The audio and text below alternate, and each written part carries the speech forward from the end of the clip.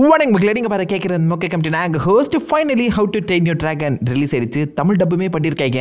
எனக்கு தெரிஞ்சு இந்த வீக்கெண்டில் ஒரு பர்ஃபெக்டான ஃபேமிலி ஃப்ரெண்ட்லி மூவின்னு நான் சொல்லுவேன். ஃபைனலில் ஒரு சின்ன கிஸ் சீன் இருக்குது. மற்றபடி எனக்கு தெரிஞ்சு எல்லா குழந்தைகளுமே இந்த படத்தை செம்ம ஜாலியாக என்ஜாய் பண்ணுவாங்க. குழந்தைகளை மட்டும் ஃபோக்கஸ் பண்ணலை, நிறைய அடல்ட்ஸுக்கும் தேவையான விஷயங்களை ரொம்பவே சிம்பிளாக சட்டலாக வந்து பார்த்தீங்கன்னா சொல்லிட்டு போயிருக்காங்க.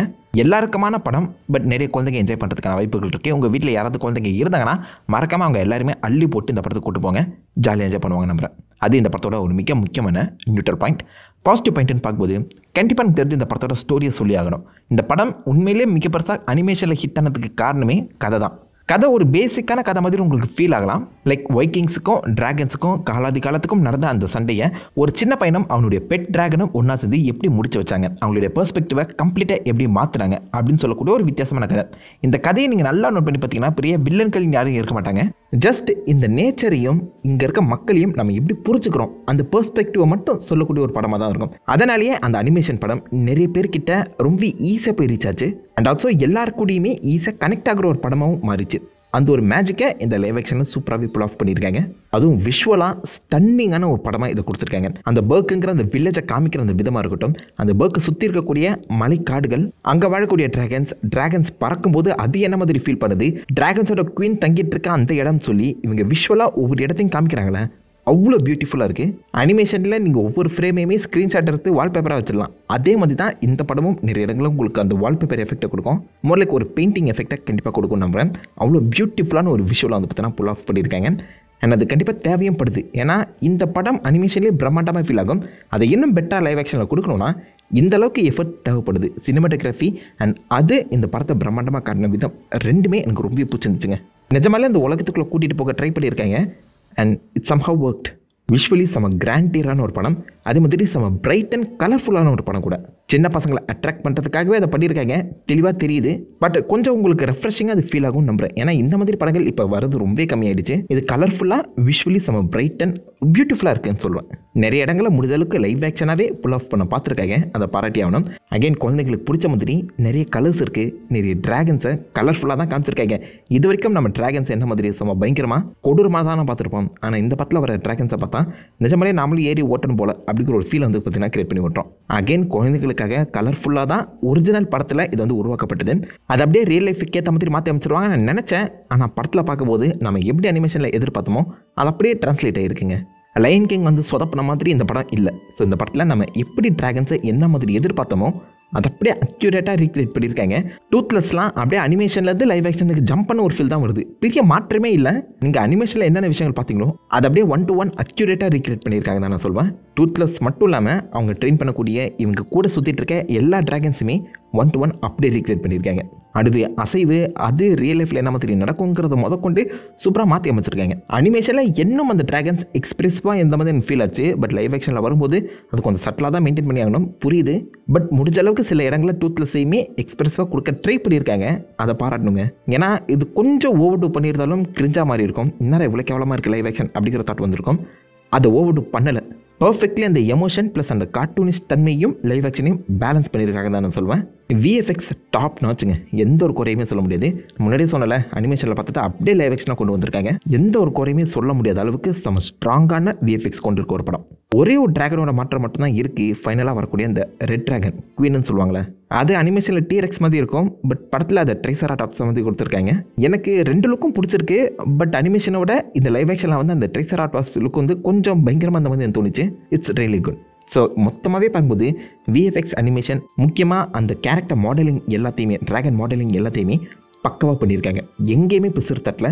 சில இடங்களில் எமோஷன் இன்னும் கொஞ்சம் பெட்டராக இருந்திருக்கலாம். மற்றபடி பெரிய எந்த ஒரு குறையுமே சொல்ல முடியாத ஸ்ட்ராங்கான விஎஃப்எக்ஸ் ஒர்க் போயிருக்குங்க. அதே மாதிரி மியூசிக், கம் ஆன் மேன். அந்த ஃபஸ்ட்டு படம் ஹிட் ஆனதுக்கு மிக முக்கியமான இன்னொரு காரணம் மியூசிக். அனிமேஷனில் மியூசிக் அவ்வளோ அமேசிங்காக இருக்கும். அதை அப்படியே இங்கே காப்பி பேஸ்ட் பண்ணியிருக்காங்க. புதுசாக அந்த ரீக்ரியேட் பண்ண போகிறேன், ரீமிக்ஸ் பண்ண போகிறேன் அப்படின்னு கிளம்பாமல் நம்ம அனிமேஷனில் என்னத்தை கேட்டோமோ அதே மியூசிக் பாயிண்ட்ஸ் லைவ் ஆக்ஷனில் ரெப்ளிகேட் ஆகிருக்கு. அல்டிமேட்டாக இருக்குது. முக்கியமாக அந்த பக்கம் நம்ம ஹிக்கப், அந்த ஃபஸ்ட்டு டைம் நெட் ஃப்ரீயை பார்க்கும்போது வரக்கூடிய அந்த சீக்வன்ஸ், உங்கள் ஃபஸ்ட் டைம் பார்க்கும்போது அந்த ரொமான்டிக் ஃப்ளைட்டுன்னு சொல்லுவாங்க அந்த சீக்வன்ஸ், ஃபஸ்ட்டு ஃபைட் அந்த சீக்வன்ஸை சொல்லி எல்லா மியூசிக்குமே டாப் நாச்சு, குறைய சொல்ல முடியாது. செம பிளிஸ்ஃபுல்லாக சோல்ஃபுல்லாக இருக்குங்க. கண்டிப்பாக நீங்கள் தேட்டரில் கேட்டால் தான் புரியும். டெக்னிக்கலி எனக்கு தெரிஞ்ச இந்த படத்தில் பெருசாக எந்த ஒரு குறையுமே சொல்லவே முடியல என்னால். இப்போ அப்படியே ஸ்டோரி கிட்ட வரும். அனிமேஷன் படம் பார்த்துருந்தீங்கன்னா இந்த படம் மொரலைக்கு ஒரு எக்ஸ்டெண்டட் கட் மாதிரி இருக்கும். சில சமயங்களில் நீங்கள் தேட்டரில் ஒரு படத்தை பார்ப்பீங்க, அது எக்ஸ்டெண்டட் கட் இல்லைனா டேரக்டாக கட்டுன்னு சொல்லி டிவிடியில் ரிலீஸ் பண்ணுவாங்க, ஞாபகம் இருக்கேன். அதே கான்செப்ட் தான் இந்த படத்துக்கு எனக்கு வந்து அப்ளை ஆகிருக்கு. அனிமேஷனில் நீங்கள் என்ன கதையை பார்த்தீங்களோ, என்ன டைலாக்ஸை கேட்டிங்களோ, அது எல்லாமே இந்த படத்தில் இருக்குது. எக்ஸ்ட்ரா ஒரு 30 மினிட்ஸ் ஆட் பண்ணியிருக்காங்க. அந்த 30 மினிட்ஸில் புது கதை எதுவுமே அவங்க சொல்லலை. ஆல்ரெடி இருக்கக்கூடிய கேரக்டர்ஸை கொஞ்சம் ஃப்ளஷ் அவுட் பண்ணியிருக்காங்க. முக்கியமாக ஆஸ்ட்ரிடோட அந்த மோட்டிவ் என்ன, அவன் இந்த ஊருக்கே சீஃப் ஆகணும்னு நினைக்கிறான் அப்படிங்கிறத தெளிவாக காமிச்சிருப்பாங்க. அதே மாதிரி ஸ்னவுட் லவுட்னு ஒருத்தர் சுற்றிட்டு இருப்பான், அவனுக்கும் அவங்க அப்பாவுக்கும் நடக்கிற மாதிரி ஒரு சீக்வன்ஸ் பற்றினா ஆட் பண்ணப்பட்டிருக்கு. ஹிக்கப் அண்ட் நம்ம டூத்லெஸ்ஸுக்கு எக்ஸ்ட்ரா கதைகள் சொன்ன மாதிரி தெரியல. ட்ரைனிங் சீக்வன்ஸும் எக்ஸ்ட்ரா போன மாதிரி எனக்கு ஃபீல் ஆகலை. கொஞ்சம் ஆல்ரெடி நம்மளுக்கு பரிச்சயமான ஃபாஸ்ட் பேஸ்டாக நகர்ந்த அந்த சீக்வன்ஸை பார்த்தீங்கன்னா ஸ்லோ டவுன் பண்ணியிருக்காங்க. அவ்வளோதான் அந்த 30 மினிட்ஸில் எக்ஸ்ட்ரா வந்திருக்கு. மற்றபடி எனக்கு தெரிஞ்சு இந்த படத்தையுமே இந்த அனிமேஷன் ஸ்டைலில் 90 மினிட்ஸ்க்குள்ளே சுருக்கிருக்கலாம் அவங்க நினச்சிருந்தா. லைவ் ஆக்ஷன் வரும்போது ஆப்வியஸாக அந்த மாதிரி கொஞ்சம் எக்ஸ்டெண்ட் பண்ணால் தானே நிறைய பேர் உட்காந்து ஜாலியாக என்ஜாய் பண்ணி பார்ப்பாங்க. அந்த வகையில் அனிமேஷன் கதையோட ஒரு எக்ஸ்டெண்டட் கட்டாக தாங்க இந்த லைவ் ஆக்ஷன் வந்திருக்கு. அனிமேஷன் படம் நீங்கள் பார்த்துருந்தீங்கன்னா அதே கதை எக்ஸாக்ட்லி அதே டைலாக்ஸ் கொண்டு வருது, அதே ஃப்ரேமிங். அந்த படத்தில் நீங்கள் என்னென்ன விஷயங்களை பார்த்துருப்பீங்களோ அது எல்லாமே இந்த படத்தில் இருக்குது. டிக்டாக் டப் ஸ்மாஷ் அந்த ரீல்ஸ் ரீக்ரியேட் பண்ணுற மாதிரி அனிமேஷனை ரீக்ரியேட் பண்ணியிருக்காங்க. அந்த மாதிரி தான் எனக்கு ஃபீல் ஆகுது. அதை நான் தப்புன்னு சொல்லலை. It's a true 1-to-1 remake. Disney சொதப்புவாங்களே அந்த மாதிரி இல்லாமல் ட்ரீம் ஒர்க்ஸ் நம்ம ஆல்ரெடி இந்த படத்தை கொடுத்தாச்சு, ஃபேன்ஸுக்கு வந்து பிடிச்சி போச்சு, இல்லை எந்த ஒரு மாற்றத்தையும் பண்ணாமல் இந்த வேர்ல்டை எக்ஸ்பேண்ட் பண்ண ட்ரை பண்ணுறோம் அப்படிங்கிற மாதிரி தான் கதையை கொடுத்துருக்காங்க. அதை பாராட்டி தான் ஆகணும். ஒரிஜினல் டு த சோர்ஸாக இருந்திருக்காங்க. அண்ட் உள்ளே ஆக்ட் பண்ண ஆக்டர்ஸ் எல்லாமே முடிஞ்ச அளவுக்கு அந்த கேரக்டர்ஸை செம்மையாக ஹோல்ட் பண்ணியிருக்காங்க. முக்கியமாக ஹிக்கப் ப்ளே பண்ண அந்த ஆக்டர் அமேசிங்கான பெர்ஃபார்மன்ஸ். அவருடைய வாய்ஸில் கண்டிப்பாக சில இடங்களில் உங்களால் ஹிக்கப் உணர முடியும். ஆனால் என்ன ஹிக்கப் வந்து ஆக்சுவலாக படத்தில் ஒரிஜினல் அனிமேஷனில் வந்து பார்த்தீங்கன்னா குட்டியாக இருப்பான். இந்த படத்தில் கொஞ்சம் பெருசாக இருக்க மாதிரி தெரியுது. இன்னும் கொஞ்சம் சின்ன பையனாக கேஸ் பண்ணி தான் நல்லா இருக்கும் போல் ஃபீல் ஆகுது. ஐ மீன் இதே படத்தில் ஸ்னவுட் லவுட்னு ஒருத்தன் வருவான், சும்மா கெத்து கட்டுற மாதிரி ஒருத்தன் சுற்றிட்டு இருப்பான். அவனை பார்த்தா தான் எனக்கு ஹிக்கப் ஃபீலிங் வருது. அவரை பாசிபிளி ஹிக்கப்பாக கேஸ் பண்ணி தான் நல்லா இருந்திருக்கும் வேணுமோ. ஹிக்கப் கொஞ்சம் வளர்ந்த மாதிரி இருக்குது, பட் ஆக்டிங்கில் கூட சொல்ல முடியாது. Astrid it's okay. ஏன்னா நீங்கள் அனிமேஷன் ஆஸ்ட்ரிட் பார்த்தீங்கன்னா செம்ம எக்ஸ்பிரசிவாக இருப்பான். இந்த ஆஸ்ட்ரிட் கொஞ்சம் காமன் கம்போஸ்டாக இருக்க மாதிரி காமிச்சிருக்காங்க. ஏன் இந்த கேரக்டர் செஞ்சுன்னு தெரியல. அண்ட் ஆல்சோ முடி வெள்ளையாக இருக்கும், இங்கே ஆஸ்ட்ரிடுக்கு முடி கருப்பாக இருக்குது. நிறைய பேர் டக்குன்னு பார்த்தோன்னே இவ்வளோட ஆஸ்ட்ரிடு அப்படின்னு கேட்க ஆரம்பிச்சிடுவீங்க. ஏன் இந்த சேஞ்ச் வரும் சத்தியமாக புரியல. உங்களை சுற்றி வர மற்ற கேரக்டர்ஸ் ஓகே தான். ஐ மீன் அனிமேஷன்லேயே ஓகேவாக தான் இருப்பாங்க, பெருசாக டெவலப்மெண்ட் கொடுக்கப்பட்டிருக்காது. ஸ்னவுட் லவுடுக்கு மட்டும் அவங்க அப்பாவோட ஒரு பாண்டிங் சீக்வன்ஸ் வந்து கொடுக்கப்பட்டிருக்கு. பட் ஏன் ஸ்னவுட் லவுடை மட்டும் ஃபோக்கஸ் பண்ணாங்கன்னு புரியல. ஏன்னா கதையில் அவர் எந்த ஒரு மாற்றத்தையுமே கொண்டு வர மாதிரி தெரியல, அதுக்காக சொல்கிறேன். பட் நம்ம ஹிக்கப்போட அப்பாவா கெராட் பட்லர் வந்து பார்த்தோன்னா ஸ்டாக் ரோல் வந்து ப்ளே பண்ணியிருப்பாரு. அனிமேஷனில் வாய்ஸ் ஓவர் கொடுத்த அதே ரோலை கெராட் பட்லர் இப்போதைக்கு லைவ் ஆக்ஷனாக ப்ளே பண்ணுறாரு. பர்ஃபெக்ட்டுங்க மனுஷன், பர்ஃபெக்ட். ஐ மீன் அனிமேஷனில் பார்க்கும்போதே அந்த ஸ்டாய் கேரக்டரில் நீங்கள் அந்த கெராட் பட்லரை தான் ஃபீல் பண்ணுவீங்க. அந்த வாய்ஸ் அவ்வளோ கம்பீரமாக இருக்கும். அண்ட் ஆல்மோஸ்ட் அந்த ஆட்டிடியூடுமே உங்களால் உணர முடியும். அது அப்படியே இங்கே ரீக்ரியேட் ஆகியிருக்கு. அமேசிங்காக இருக்குது. காபர் கேரக்டரும் அல்டிமேட்டாக இருக்குது. ஆல்மோஸ்ட் லைக் இந்த படத்தில் அப்பியரான எல்லா கேரக்டர்ஸும் அவங்களுக்கு கொடுத்த வேலையை அனிமேஷனுக்கு ஈக்குவலாக பர்ஃபெக்டாக பண்ணி கொடுத்துருக்காங்க. அண்ட் காஸ்டியூம்ஸை கண்டிப்பாக பாராட்டியானும்னு நினைக்கிறேன். ரொம்பவே ட்ரூத் டு த கல்ச்சராக இருந்துச்சு. லைக் எந்த ஒரு மாற்றமும் பண்ணாமல் அனிமேஷனில் எந்த அளவுக்கு எக்ஸ்ட்ரீமாக போயிருப்பாங்களோ அதுக்கு ஈக்குவலான ஒரு காஸ்டியூம்ங்கிறது இங்கே கொடுத்துருக்காங்க. அத்தனை பேருக்கு எப்படி இவ்வளோ காஸ்டியூம் மெயின்டைன் பண்ணாங்கன்னு தெரியல. ப்ரொடக்ஷன் வேறு மாதிரி போயிருக்கீங்க. ஐ மீன் செட்டாக இருக்கட்டும், அவங்க இந்த போகிற அந்த ஷிப்பாக இருக்கட்டும், அந்த மொத்த வில்லேஜை வந்து டிசைன் பண்ண விதம், அவங்களுக்கு கொடுத்துருக்க அந்த காஸ்டியூம், அந்த கல்ச்சரை மெயின்டைன் பண்ண விதம் சொல்லி ப்ரொடக்ஷன் கொஞ்சம் ஹெவியாக தான் போயிருக்கு. சில இடங்கள்லாம் முக்கியமான சீக்வன்ஸ் எல்லாத்தையுமே ப்ராக்டிக்கலாக வேறு ஃபுல்லாக பண்ணியிருக்காங்க. நான் நினச்சி ரொம்ப நல்லா இருந்துச்சு. கதையில் மாற்றம் இல்லாத சமயத்தில் இட்ஸ் பர்ஃபெக்ட். கேரக்டர்ஸும் அதை பர்ஃபெக்டாக ப்ளே பண்ணி கொடுத்துருக்காங்க. அனிமேஷன் பர்ஃபெக்ட், டெக்னிக்கலி செம்ம ஸ்ட்ராங்கான ஒரு மூவி. செம்ம எமோஷனல் கண்டென்ட் இருக்குது. கலரான ட்ராகன்ஸை வச்சு செம்ம ஃபன் காத்துட்ருக்கேன். குழந்தைங்க ஜாலியாக என்ஜாய் பண்ணக்கூடிய ஒரு மூவிங்க இது.